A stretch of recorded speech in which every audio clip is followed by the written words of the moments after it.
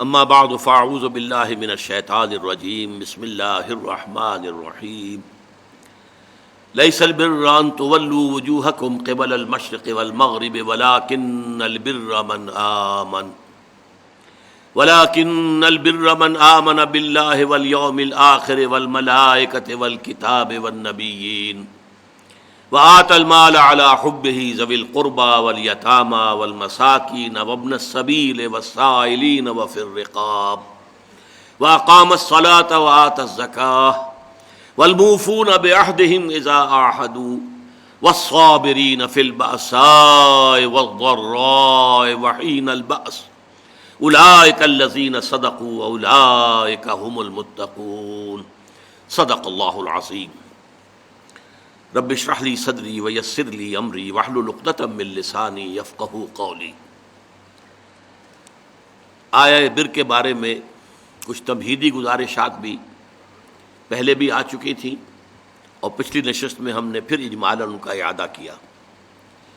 نیکی کی ایک جامع حقیقت کے ضمن میں اولین اہمیت ایمان کی، جس کے نتیجے میں کہ صحیح نیت پیدا ہوتی ہے، صحیح مقصد اللہ کی رضا حاصل کرنا، اللہ کی محبت سے سرشار ہو کر کوئی کام کرنا، اور وہ ہو بھی کام درست ہو، نیک ہو، اچھا ہو، بھلا ہو، ظاہر کے اعتبار سے بھی تو وہ نیکی ہے۔ یا کمتر درجے میں اخروی جزا مقصود ہو، آخرت کی جزا، دنیا کا کوئی جزا، دنیا کی کوئی بدلہ جو ہے وہ نہیں۔ پھر یہ کہ جو مظاہر نیکی ہیں ان میں پہلا مظہر جو ہے وہ خدمت خلق، وہ انسانی ہمدردی کا جذبہ۔ انسان اپنا مال جو اسے طبعاً بہت محبوب ہے وہ دے سکے ضرورت مندوں کو، جن میں اولین قرابت دار، رشتہ دار، پھر یتامہ، پھر مساکین، پھر مسافر، پھر مانگنے والے، اور پھر گردنوں کے چھڑانے میں۔ اس کے بعد فرمایا وَأَقَامَ الصَّلَاةَ وَآتَى الزَّكَاةَ، اور قائم کی اس نے نماز اور ادا کی اس نے زکوٰۃ۔ اب دیکھیے یہاں ارکان اسلام میں سے اہم ترین ارکان جو ہیں اب ذکر آ رہا ہے۔ میں پہلے بیان کر چکا ہوں کہ ترتیب عنوان کے اعتبار سے موضوع کیا ہے۔ ارکان اسلام کی بحث ہوگی تو کلمہ شہادت کے فوراً بعد اقامت الصلاۃ و ایتاء الزکاۃ، لیکن یہاں بحث ہو رہی ہے نیکی کی۔ نیکی کی حقیقت کیا ہے؟ اس میں وہ ہمدردی کا مادہ وہ پہلے ہے اور نماز اور زکوٰۃ بعد میں۔ اور ان دونوں چیزوں پر غور کیجئے تو ایک عجیب جو ہے اس میں حکمت نظر آتی ہے کہ اس سے پہلے جو دو چیزیں ہمارے سامنے آئی ہیں نیکی کی بحث میں، ایک ایمان اور ایک خرچ کر سکنا، ضرورت مندوں کی ضرورتیں پوری کرنا میں اپنے مال کو خرچ کر سکنا۔ اب ان دونوں کے لیے گویا کہ دو ستون گاڑ دیے گئے ہیں ہمارے دین کے نظام میں۔ ایمان کو تازہ رکھنے کے لیے نماز ہے، دن میں 5 مرتبہ اپنے مصروفیات سے نکلو۔ صبح کی نیند بڑی سہانی ہوتی ہے، اسے توڑ کر اٹھو، اور اٹھو اللہ کے حضور میں حاضر ہو، کھڑے ہو جاؤ، وضو کرو، کھڑے ہو جاؤ، نماز پڑھو، اللہ سے اپنا عہد جو ہے تازہ کرو۔ ایاک نعبد و ایاک نستعین، اللہ تعالیٰ کے ساتھ اپنے اس عہد کو دوبارہ استوار کرو، تازہ کرو۔ بڑا پیارا شعر ہے حفیظ جالندری کا کہ سرکشی نے کر دیے دھندلے نقوش بندگی، آؤ سجدے میں گریں لوح جبیں تازہ کریں۔ لوح کہتے ہیں تختی کو، جیسے تختی ہوتی تھی ہم لکھتے تھے، پھر تازہ کرتے تھے اسے، اس کے اوپر پھر دوبارہ گاچنی سے اس کو دوبارہ جو ہے تاکہ اس پر لکھا جا سکے۔ تو یہ لوح جبیں جو ہے یہ ہماری، اسے رکھو زمین پر تاکہ اس میں بندگی کا جو نقش ہے وہ تازہ ہو جائے۔ اس لیے کہ ہماری سرکشی جو نفس کی سرکشی ہے، ان النفس لامارۃ بالسوء، اس نے ہماری یہ بندگی کے جو آثار ہیں، جو نقوش ہیں، انہیں کمزور کر دیا، دھندلا دیا ہے۔ تو نماز ایک ستون ہے، اور یہ جان لیجئے کہ اسلامی معاشرے کے اندر اس کی تنظیم، اس کی آرگنائزیشن کے لیے یہ یوں سمجھیے رکن رکین ہے، یہ عمود ہے، یہ سب سے بڑا جو ہے بنیاد ہے۔ اب آپ کو معلوم ہے کہ اسلامی معاشرے میں ایک فرد ہے مسلمان، اس کی زندگی بھی اگر وہ نمازی ہے اور نماز کا حق ادا کرتا ہے، اس کی زندگی گویا کہ نماز کے گرد گھومتی ہے۔ اس کا سارا نظام الاوقات جو ہے نماز کے حوالے سے طے ہوگا۔ فلاں کام کرنا، اچھا بھائی عصر کی نماز کے بعد۔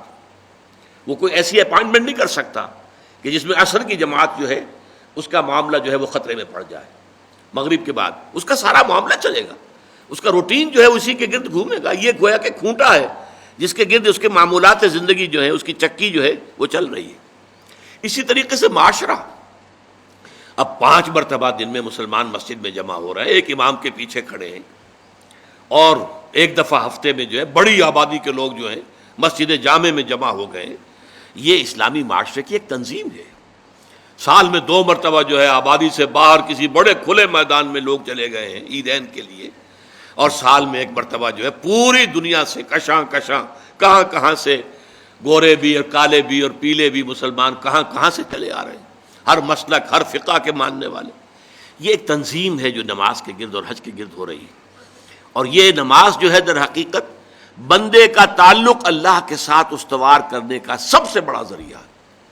اس لیے کہ ہمارے معمولات جو ہیں وہ ہمیں اللہ سے غافل کر دیتے ہیں، ہم گم ہو کر رہ جاتے ہیں. وہ بڑا پیارا شعر ہے اقبال کا، کافر کی یہ پہچان کہ آفاق میں گم ہے، مومن کی یہ پہچان کہ گم اس میں ہے آفاق. آفاق میں گم ہو جانا، میرا یہ کام ہے، یہ کام ہے، یہ کام ہے، یہ کام ہے، یہ کرنا، وہاں جانا، وہاں سے وہاں جانا، وہاں سے وہاں جانا، ایک چکر ہے، ایک روٹین ہے. انسان گم ہو گیا، کہاں خدا کا خیال، کہاں آخرت کا خیال، آئے گا ہی نہیں، گم ہو گئے.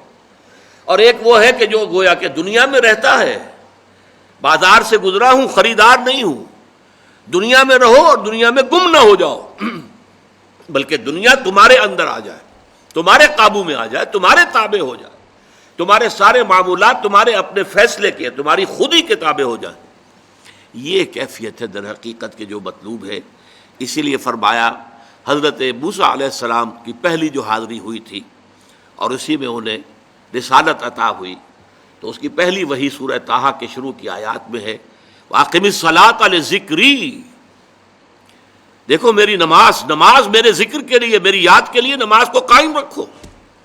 الصلاۃ عماد الدین حضور فرما رہے ہیں، یہ دین کا ستون ہے، اس دین کی عمارت اس پر کھڑی ہوئی. جیسا کہ میں نے عرض کیا، ہمارے شخصی بھی معاملات اور معمولات اس کے گرد گھومے، اور ہماری اجتماعیت جو ہے، ہمارا معاشرہ اور ہماری ملی تنظیم جو ہے، اس کی بنیاد بھی یہی. زکوٰۃ کیا ہے؟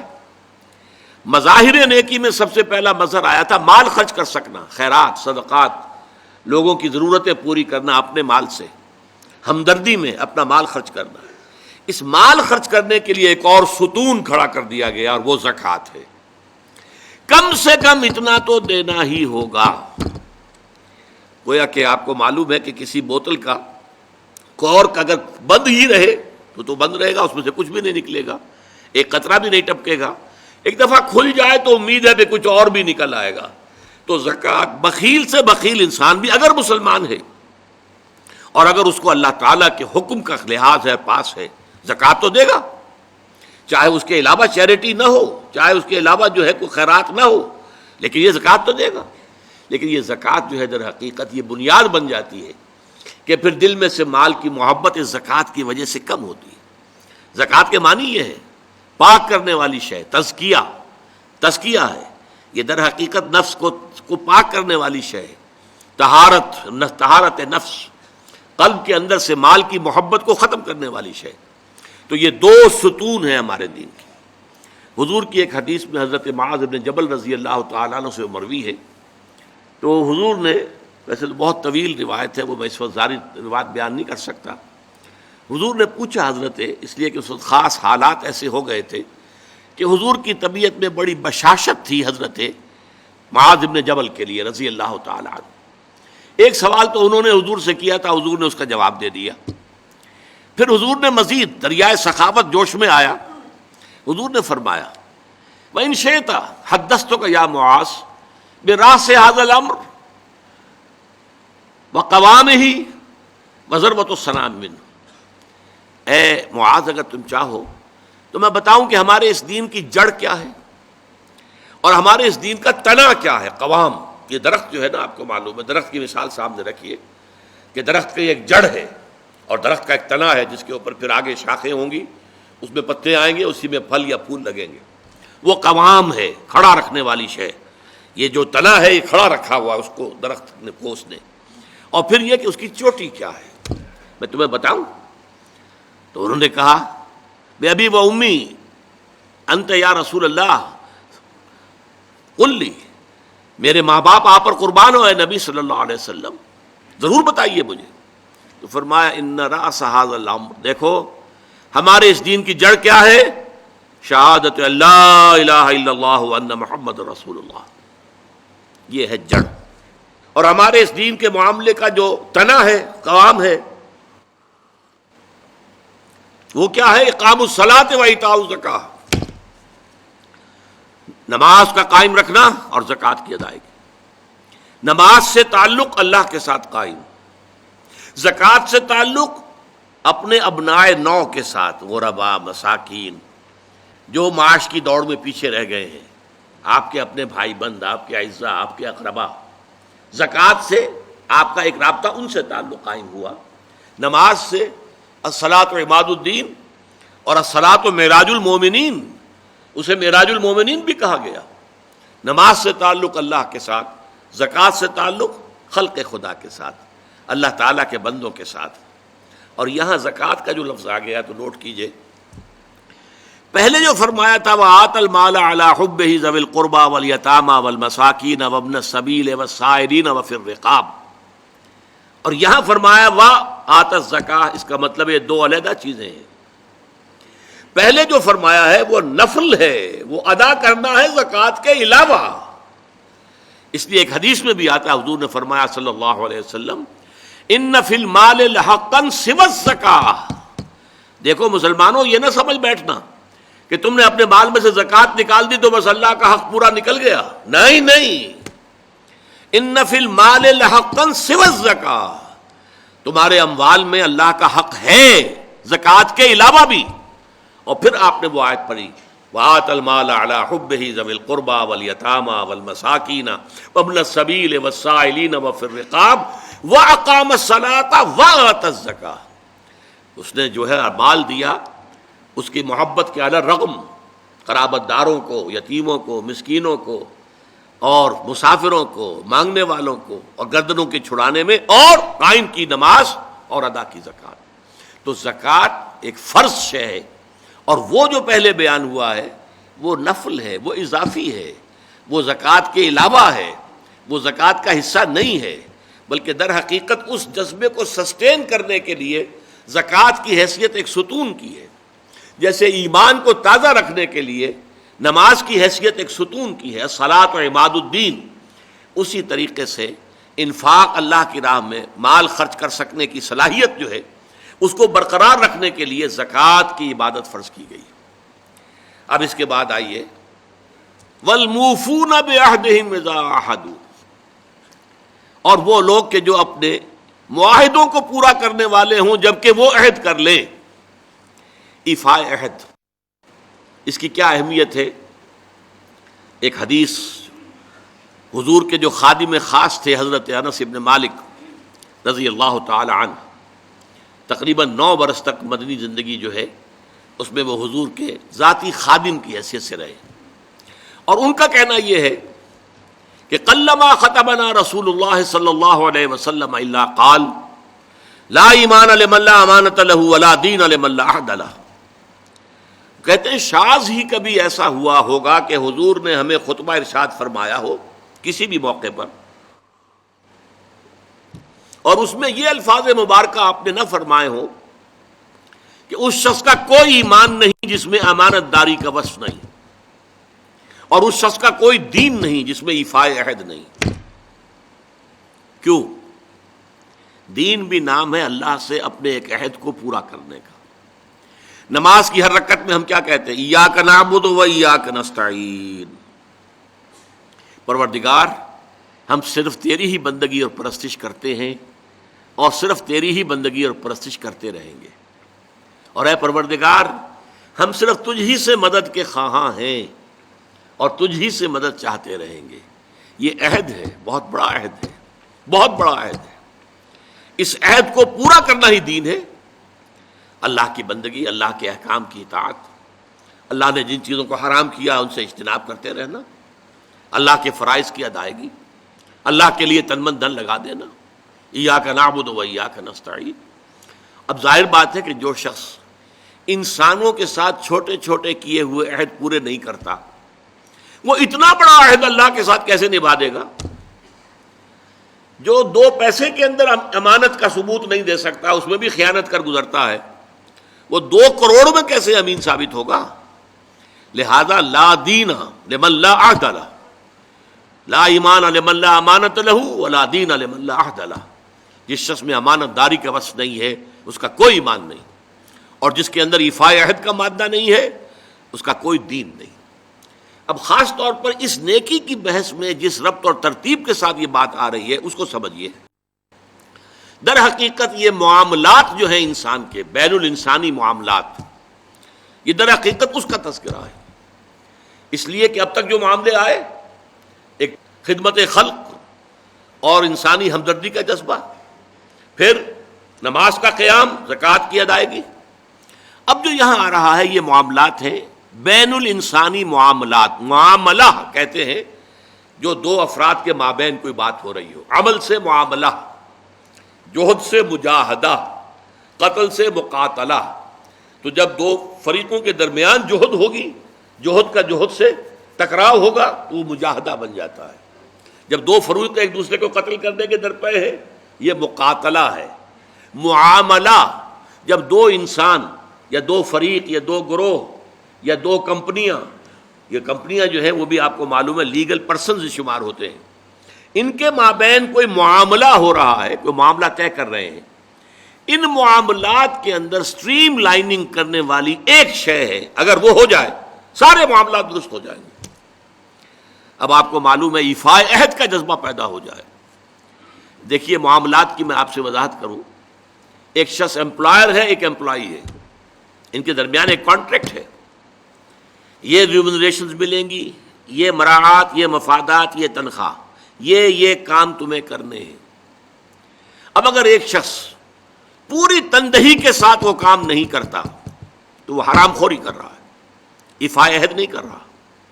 ایفاء عہد کا تقاضا یہ ہوگا کہ کوئی سپروائز کرنے والا ہے یا نہیں ہے، کوئی دیکھنے والا ہے یا نہیں ہے، وہ اپنے معاہدے کے اندر بندھے ہونے کی بنیاد پر کام کرے اور حتی الامکان اپنی جو بہترین صلاحیتیں ہیں وہ۔ اسی طرح چھوٹا سا معاملہ ہے، آپ نے ایک شخص کو مزدور کے طور پر رکھا ہے، شام کو 100 روپے آپ نے دینے ہیں، یہ ایک معاہدہ ہے، طے ہو گیا۔ اب یہ مزدور اگر کام چور ہے کہ اگر تو کوئی دیکھنے والا ہے تو کام کر رہا ہے اور اگر کوئی دیکھ نہیں رہا تو بیٹھ گیا، تو یہ بے ایمانی کر رہا ہے، یہ وعدہ خلافی کر رہا ہے۔ اسے اپنے اس وقت کے اندر اپنی پوری توانائی، پوری توجہ کے ساتھ، اس لیے نہیں کہ کوئی مجھے دیکھنے والا ہے بلکہ اس لیے کہ میں تو اپنے عہد کا پابند ہوں، میں نے معاہدہ کیا۔ یہ میں نے سب سے چھوٹی مثالیں دے دیں، اس سے اوپر آئیے، شادی کیا ہے؟ سوشل میرج، یہ سوشل کانٹریکٹ ہے۔ میرج کیا ہے؟ ایک مرد ایک عورت، اس کے درمیان معاہدہ ہے، ساری عمر کا نباہ کرنا ہے، بیوی کے یہ فرائض ہیں جو اسے ادا کرنے ہیں، شوہر کی یہ ذمہ داری ہے، اس کے نان نفقے کا وہ ذمہ دار ہے، اس کے لیے سکنا فراہم کرنا اس کے ذمے ہے، اس کے لیے رہائش کا بندوبست کرنا اس کے ذمے ہے، نان نفقہ اس کے ذمے ہے، بیوی کے یہ فرائض ہیں جو اسے ادا کرنے ہیں۔ اب یہ در حقیقت ایک سوشل کانٹریکٹ ہے۔ اگر کوئی بھی اس کے اندر خیانت کا ارتکاب کر رہا ہے تو اس نے اپنے عہد کی خلاف ورزی کی۔ اسی طرح دیکھیے بہت سے معاہدے ہوتے ہیں جو ریٹن نہیں ہوتے، طے شدہ نہیں ہوتے۔ اولاد اور والدین میں بھی ایک معاہدہ ہوتا ہے، امپلائڈ ہے وہ کیا معاہدہ ہے؟ والدین اپنی جوانی میں اپنے آپ کو انویسٹ کرتے ہیں اپنی اولاد میں، ان کی تعلیم ہے، ان کی تربیت ہے، ان کو کھلانا ہے، ان کو پلانا ہے، ان کے لیے کپڑے کا بندوبست ہے، وہ اپنی ساری توانائیاں جو ہے لگا رہے ہیں ان کو پالنے پوسنے میں۔ اور اس کے اندر امپلائڈ کانٹریکٹ ہے کہ جب یہ بوڑھے ہو جائیں گے اور وہ جوان ہو جائیں گے تو اب ان کو لک آفٹر کریں گے، ان کی خدمت کریں گے، ان کی سیوا کریں گے، ان کے ساتھ حسن سلوک کے ساتھ پیش آئیں گے۔ یہ کانٹریکٹ ہے، چاہے یہ لکھا ہوا نہ ہو، امپلائڈ کانٹریکٹ ہے۔ بہرحال پوری انسانی زندگی کا اگر آپ تجزیہ کریں گے تو معاہدات کے گرد گھومتی ہے۔ اگر ایک وصف پیدا ہو جائے، ایک وصف ایفاء عہد، حضور نے فرمایا بندہ مومن کا وعدہ کر لینا عدۃ المومن کاخذ الکف، بندہ مومن کا کسی سے کوئی وعدہ کر لینا ایسے ہے جیسے اس کا ہاتھ جو ہے اس کے ہاتھ میں آ گیا ہے۔ جیسے آپ نے کسی کا ہاتھ پکڑا ہوا، کہاں جائے گا آپ؟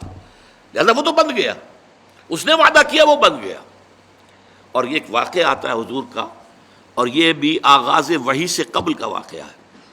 آپ کی زندگی میں امانت اور دیانت جس کی بنا پر الصادق الامین کے خطابات آپ کو ملے تھے اپنے معاشرے سے، آپ کاروباری آدمی تھے نا، تجارت کرتے تھے۔ ایک شخص سے کوئی بات ہو رہی تھی معاملے کی، کسی سودے کی، اس نے کہا کہ ذرا آئے محمد آپ انتظار کیجئے میرا یہاں پر، میں ابھی آتا ہوں۔ وہ جا کر اپنے کاموں میں ایسا مصروف ہو گیا، بھول گیا۔ حدیث میں ثلاثہ کا لفظ آیا، 3 کے بعد یاد آیا اسے، اور عام شارحین کا یہ کہنا ہے 3 دن کے بعد۔ وہ بھولا رہا، اچانک یاد آیا، میں نے تو وعدہ کیا تھا محمد سے صلی اللہ علیہ وسلم کہ آپ یہاں میرا ذرا انتظار کیجئے، میں ابھی آتا ہوں۔ وہ اسی طریقے سے گھبرایا ہوا گیا تو حضور وہیں تشریف فرما تھے۔ 3 دن اس نے معذرت پیش کی، کہا میں بھول گیا۔ تو حضور نے فرمایا میں تو اپنے عہد کا بندھا ہوا تھا، میں نے تم سے وعدہ کیا تھا کہ میں یہاں تمہارا انتظار کروں گا، میں کر رہا ہوں۔ تو یہ ہے اصل میں، اور جیسا کہ قرآن مجید میں اسی سورہ بنی اسرائیل میں آیا ہے، ان العہد کان مسئولا، یہ عہد جو ہے اس کی تو اللہ تعالیٰ کیا مسئولیت ہے، جواب دہی ہوگی، پوچھ گچھ ہوگی۔ تو یہ ہے معاملات انسانی میں نیکی کا وہ جذبہ جو ہے، وہ خاص طور پر جو ظاہر ہوگا وہ ایفاء عہد کے حوالے سے تمام معاملات، بین الانسانی تعلقات اور تمام معاملات کے اندر سٹریم لائننگ کر دے گا۔ اب آئیے آخری بات آ رہی ہے، وَالصَّابِرِينَ فِي الْبَأْسَاءِ وَالضَّرَّاءِ، یہاں صابرون نہیں کہا، موفون نہیں۔ اس کا کیا مطلب ہے؟ یہاں پر در حقیقت کچھ الفاظ محذوف ہیں، وَأَخُصُّ بِذِكْرِ الصَّابِرِينَ، اور خاص طور پر میں ذکر کرنا چاہتا ہوں صبر کرنے والوں کا۔ یہ جو نیکی کی بحث ہے اس میں نوٹ کر لیجئے، ایک ہے نیکی بدھ مت کے بھکشوؤں کی نیکی، عیسائی راہبوں کی نیکی، ہندوؤں کے سنیاسی اور تپسیاؤں کی نیکی۔ وہ نیکی کیا ہے؟ کاروبار دنیاوی کو چھوڑو، معاشرے کے جو مین کرنٹ ہے اس سے نکل کر کہیں پہاڑوں میں، گفاؤں میں، کہیں موناسٹریز میں، کہیں جاؤ بیٹھ جاؤ۔ اسلام کی نیکی یہ نہیں ہے، کیونکہ اس صورت میں تو گویا کہ نیکی معاشرے سے خارج ہو گئی، بدی کو اور کھل کھیلنے کا موقع مل گیا، کوئی مقابلے میں رہا ہی نہیں۔ یہ گویا کہ بدی کے لیے میدان کو خالی چھوڑ دینا ہے۔ اسلام جس نیکی کی تبلیغ کرتا ہے وہ در حقیقت بدی کے خلاف سفارہ ہونے والی نیکی ہے۔ بدی کی آنکھوں میں آنکھیں ڈال کر چیلنج کرے، اس سے پنجہ آزمائی کرے، بدی کو روکے، بدی کو ختم کرے، بدی کا استحصال کرے، اور اس بدی کے استحصال کرنے میں جو تکلیف آئے وہ جھیلے۔ جو سورہ لقمان کی آیت میں نے پہلے بھی آپ کو سنائی تھی، یا بنی اقم الصلاۃ وامر بالمعروف وانہی عن المنکر واصبر علی ما اصابک، اے میرے بچے نماز قائم کر، نیکی کا حکم دے، بدی سے روک، اور پھر جو تجھ پر بیتے اس کو جھیل اور برداشت کر، پھر ثابت قدمی کا ثبوت دے، قدم کوئی پیچھے نہ ہٹ جائے۔ تو اسلام کی نیکی جو ہے وہ اس طرح کی نیکی نہیں، پیسیو نیکی نہیں ہے، ایکٹیو نیکی ہے، وہ آگے بڑھنے والی نیکی ہے، وہ ماحول کو بدی سے خالی کرنا چاہتی ہے، وہ یہاں نیکی کا غلبہ چاہتی ہے، بدی کا استحصال کرنا چاہتی ہے، اور اس جد و جہد میں اس کے اوپر جو تکلیف آئے، جو مصیبت آئے، وَالصَّابِرِينَ وَأَخُصُّ بِذِكْرِ الصَّابِرِينَ، اصل جو میدان ہے نیکی کا، جس کے اندر فیصلہ ہوگا نیکی ہے یا نہیں ہے، یہ دکھاوے کی نیکی ہے یا حقیقت کی نیکی ہے، وہ تو در حقیقت اس کا ٹیسٹ جو ہے، لٹمس ٹیسٹ، وہ تو آئے گا اگر احقاق حق کے لیے تکلیفیں جھیلنے کو تیار ہو، اگر ابطال باطل کی جد و جہد میں قربانیاں دینے کے لیے تیار ہو، اگر اس کے لیے تن من دھن قربان کر دینے کے لیے تیار ہوں، تب تو نیکی ہے، ورنہ یہ نیکی کا ڈھونگ ہے، یہ نیکی کا صرف ایک ظاہری سا ہے۔ جیسے کہ میں نے عرض کیا تھا، بعض آج کل ہوتے ہیں ایسے ہیٹرز کہ نیچے جو ہے نظر آتا ہے انگارے دہکتے ہوئے، حالانکہ وہ بالکل کچھ بھی نہیں، ان میں آگ ہے ہی نہیں، انگارے ہے ہی نہیں، نظر آ رہے ہیں انگارے۔ وہ ہیٹ جو آ رہی ہے وہ تو اوپر سے تار جو لگا ہوا ہے وہاں سے آ رہی ہے، ہیٹر وہاں سے ہیٹ دے رہا ہے، لیکن دکھا دیا ہے کہ جیسے انگارے ہیں۔ تو دکھاوا ہے یہ، اس میں حقیقت نہیں ہے۔ اس کا اصل ٹیسٹ کیا ہے؟ وَالصَّابِرِينَ فِي الْبَأْسَاءِ وَالضَّرَّاءِ وَحِينَ الْبَأْسِ، اور وہ جو خاص طور پر صبر کرنے والے ہیں۔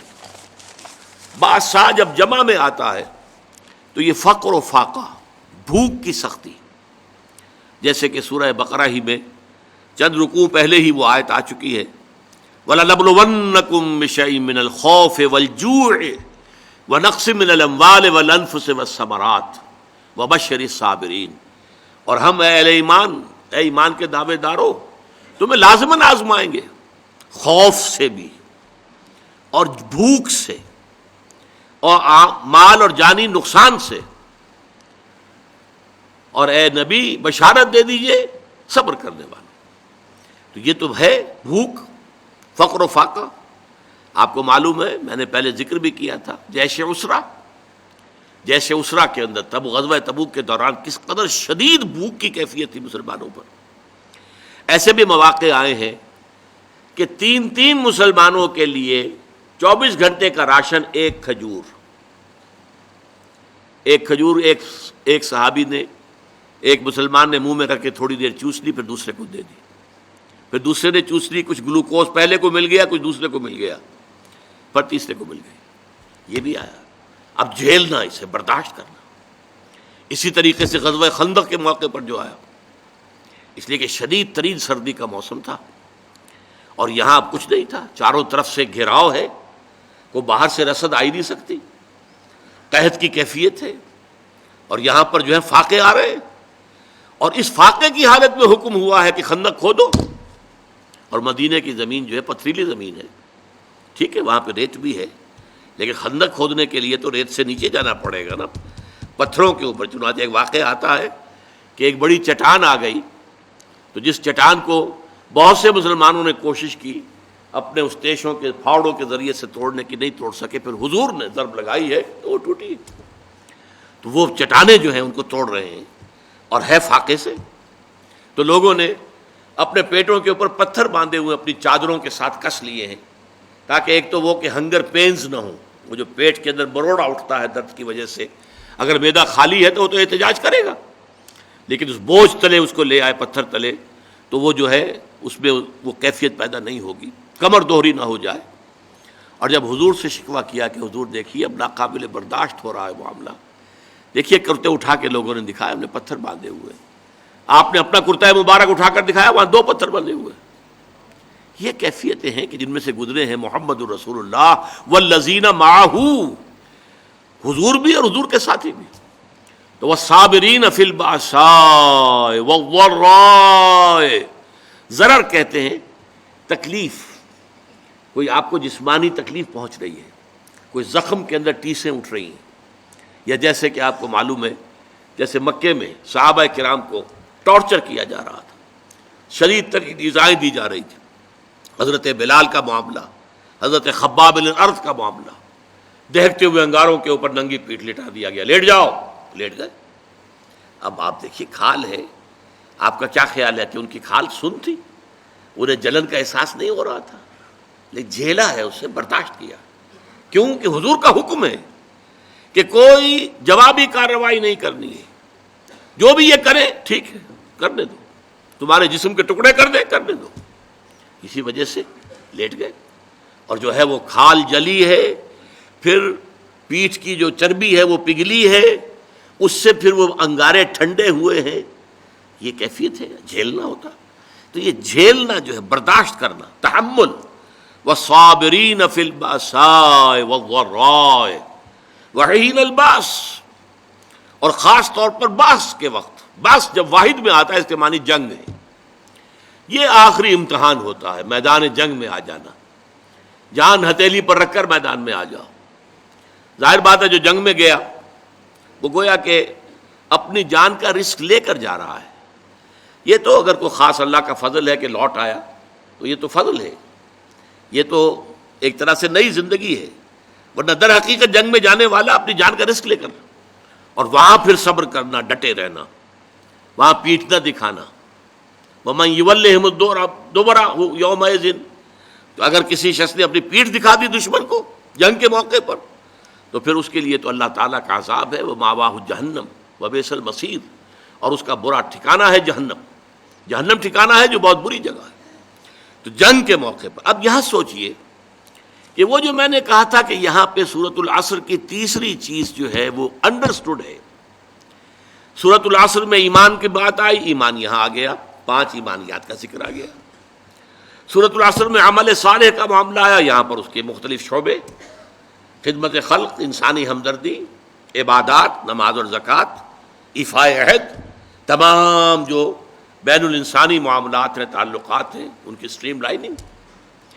اسی طریقے سے صبر، تو صبر کی 3 چیزیں یہاں آ گئی، والصابرین فی البأساء والضراء وحین الباس. لیکن یہاں پر وتواصوا بالحق کے ضمن میں اصطلاح لفظاً کوئی شے یہاں مذکور نہیں ہے. میں کہتا ہوں کہ وہ امپلائڈ ہے. کیوں؟ اس سوال کا جواب کیا ہے؟ دیکھیے، جو پورا خاکہ ہمارے سامنے آ رہا ہے، یہ ایک پوری شخصیت ہے، پورا حیولہ ہے، پورا ایک کریکٹر ہے انسانی جو ہمارے سامنے آ رہا ہے. وَلَٰكِنَّ الْبِرَّ مَنْ آمَنَ بِاللَّهِ وَالْيَوْمِ الْآخِرِ وَالْمَلَائِكَةِ وَالْكِتَابِ وَالنَّبِيِّينَ وَآتَى الْمَالَ عَلَىٰ حُبِّهِ ذَوِي الْقُرْبَىٰ وَالْيَتَامَىٰ وَالْمَسَاكِينَ وَابْنَ السَّبِيلِ وَالسَّائِلِينَ وَفِي الرِّقَابِ وَأَقَامَ الصَّلَاةَ وَآتَى الزَّكَاةَ وَالْمُوفُونَ بِعَهْدِهِمْ إِذَا عَاهَدُوا. ایسے لوگوں کی جنگ کس مقصد کے لیے ہو سکتی ہے؟ کیا ایسے لوگ صرف دنیاوی مفادات کے لیے جنگ کریں گے؟ ایک پورا کردار ہے، اس میں کوئی چیز فٹ نہیں بیٹھ رہی. اس کے اندر ظلم، تعدی، لا یریدون علوا فی الارض ولا فسادا. ایسے لوگ زمین کے اندر اپنا اقتدار، اپنی حکومت، اور اس کے لیے فساد، اور اس کے لیے جنگ، اور اس کے لیے خوریزی، ان کے اس پورے نقشے میں فٹ نہیں بیٹھتی. لہذا ان کی یہ جنگ اور ان پر جو آزمائشیں آئیں گی بھوک کی اور تکلیف کی، کس لیے؟ یہ احقاق حق کے لیے، تواصی بالحق کے لیے، حق کا بول بالا کرنے کے لیے، اقامت دین کی جد و جہد کے لیے.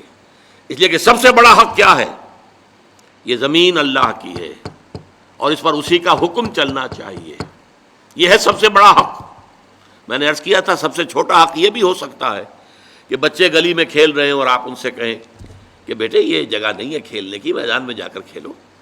تمہاری گیند سے یا تمہاری گلی سے کسی گاڑی کا شیشہ ٹوٹ جائے گا اور اس پر بھی ریزنٹمنٹ ثابت آئے گی. بچے جو ہیں شاید آپ کو اپنی عزت سلامت لے کر وہاں سے جانا جو ہے وہ نصیب نہ ہو. اسی طریقے سب سے بڑا خیر کیا ہے؟ یہ زمین اللہ کی ہے. ان الارض للہ، زمین اللہ کی ہے، یہاں اس کا حکم چلنا چاہیے. جیسے کہ عیسائیوں کی جو لارڈز پریئر ہے اس میں الفاظ ہیں بڑے خوبصورت. Thy kingdom come, thy will be done on earth as it is in heavens.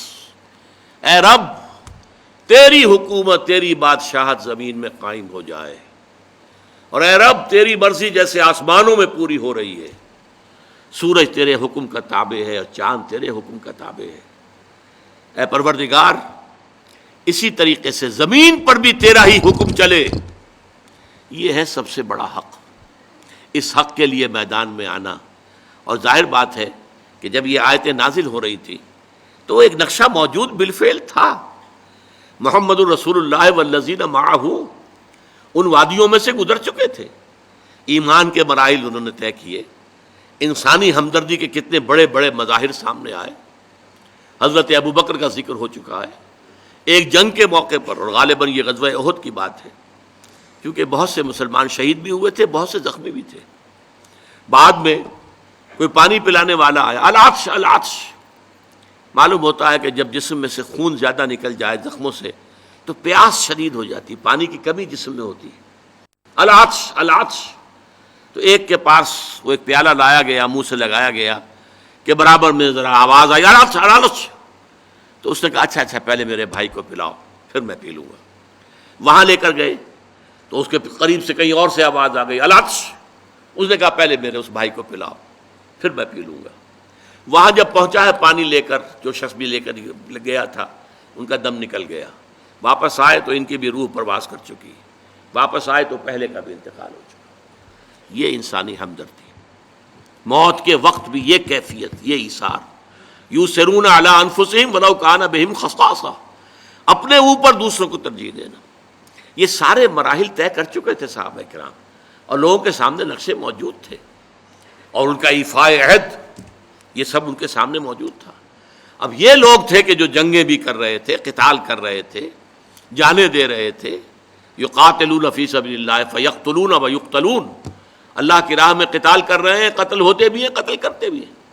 تو یہاں پر گویا کہ یہ خود بخود اس ماحول کے حوالے سے بھی یہاں جو درمیان میں ایک خلا ہے وہ پر ہوتا ہے، اور دوسرے اس دلیل سے کہ یہ جنگ ظاہر بات ہے، دنیا میں کبھی بھی کسی نے اس کو اچھی بات تو نہیں کہا، لیکن یہ کہ یہ جب خیر کے لیے ہو، بھلائی کے لیے ہو، تواصی بالحق کے لیے ہو، احقاق حق کے لیے ہو، ابطال باطل کے لیے ہو، اللہ کے دین کے غلبے کے لیے ہو، اقامت دین کی جد و جہد کے لیے ہو، تو یہ کہ والصابرین فی الباساء والضراء وحین الباس اولئک الذین صدقوا واولئک هم المتقون، یہی ہیں وہ لوگ کہ جو راست باز ہیں، سچے ہیں، یعنی نیکی کا دعویٰ تو سبھی کر رہے ہیں، وہ جسم فروش عورتیں بھی کہ جو تازیوں کے ساتھ چلتی ہیں کالے کپڑے پہن کر، یا جو دھمال کھیلتی ہیں جا کر عرسوں میں، وہ بھی سمجھتی ہیں کہ ہم بڑا نیکی کا کام کر رہی ہیں،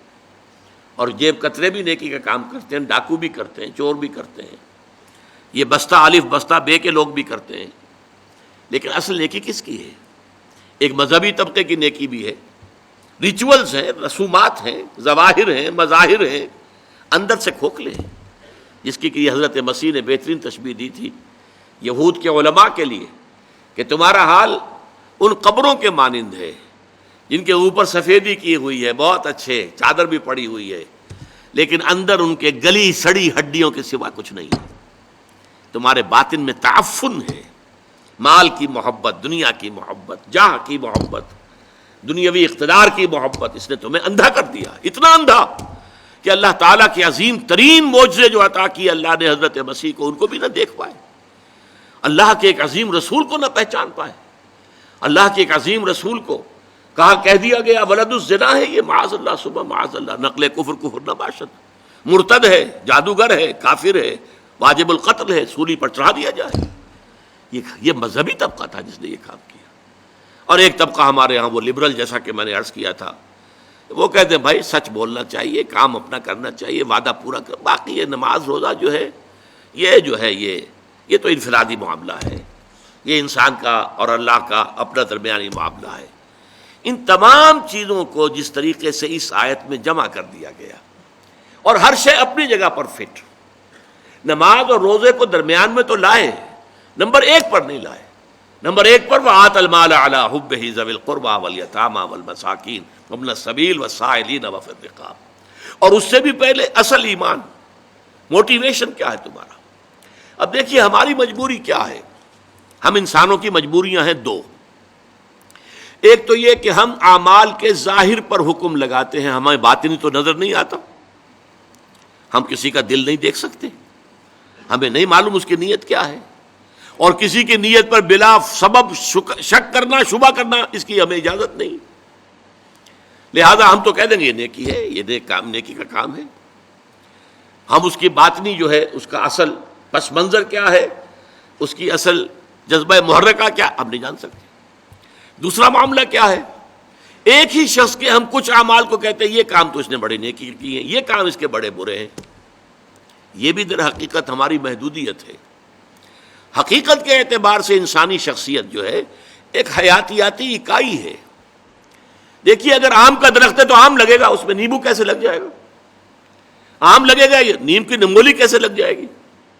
اگر آپ ایک درخت میں دیکھتے ہیں کہ آم بھی لگا ہوا، نمولی بھی لگی ہوئی ہے، وہ کڑوی کسیلی نمولی بھی لگی ہوئی ہے اور میٹھا آم بھی لگا، آپ کیا کہیں گے؟ کیسے انہونی سی بات ہے یہ؟ تو شخصیت تو ایک وحدت ہے، یا اس کے اندر خیر ہے یا شر ہے، شر ہے تو شر ہی ظاہر ہوگا، چاہے اس شر نے اوپر کوٹنگ لے لی ہو خیر کی، بظاہر نیکی کا ایک عمل کر رہا ہے، لیکن اس درخت کا، اس کی جڑ سے جو شر کی غذا اسے مل رہی ہے، اس اعتبار سے اس عمل کے اندر شر ہے، خیر نہیں ہے، چاہے ظاہری اعتبار سے خیر نظر آ رہا۔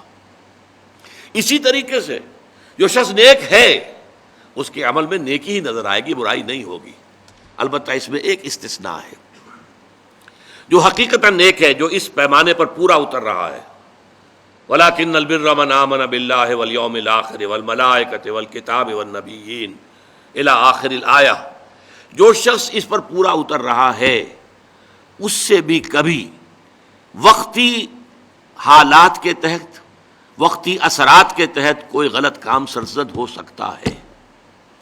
یہ نہ سمجھیے کہ اس سے کبھی بھی کوئی برائی جو ہے اس کا ظہور نہیں ہو سکتا، نہیں ہو سکتا ہے، لیکن فوراً توبہ کرے گا۔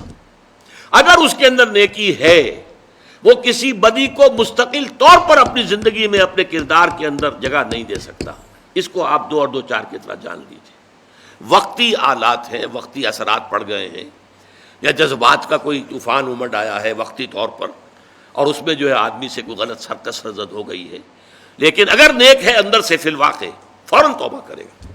جیسے کہ سورہ نساء کی آیت مبارکہ انما التوبۃ علی اللہ للذین یعملون السوء بجہالۃ ثم یتوبون من قریب، اللہ تعالیٰ نے اپنے ذمے لازم کر لی ہے ایسے لوگوں کی توبہ قبول کرنا کہ جو غلطی سے یا حالات کے دباؤ میں، جہالت میں، نادانی میں کوئی غلط کام کر بیٹھتے ہیں لیکن فوراً توبہ کرتے ہیں۔ تو یہ فوری توبہ ہوئی، یہ نہیں ہوگا کہ بدی اور نیکی کا امتزاج مستقل طور پر ہو۔